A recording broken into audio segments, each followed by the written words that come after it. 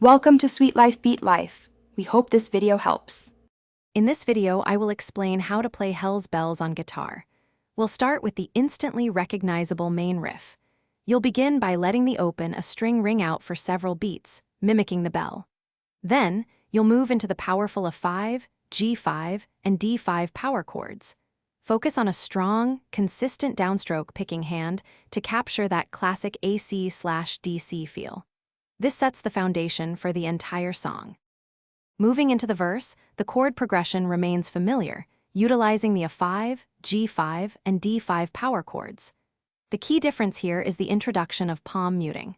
Gently rest the edge of your picking hand near the bridge to achieve that tight, percussive sound. This technique gives the verse its characteristic chugging rhythm, driving the song forward with a powerful, controlled energy. Practice keeping your muting consistent. When you reach the chorus, you'll lift the palm muting to let the chords ring out fully, creating a much bigger sound. The progression expands slightly, incorporating a 5, G5, D5, C5, and G5. This gives the chorus its anthemic quality.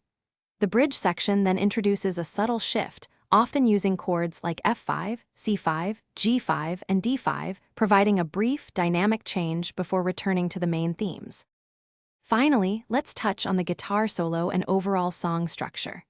The solo is a classic example of Angus Young's style, largely based in the A minor pentatonic scale. Concentrate on expressive bends and a strong vibrato to capture its bluesy essence. The song's structure is straightforward.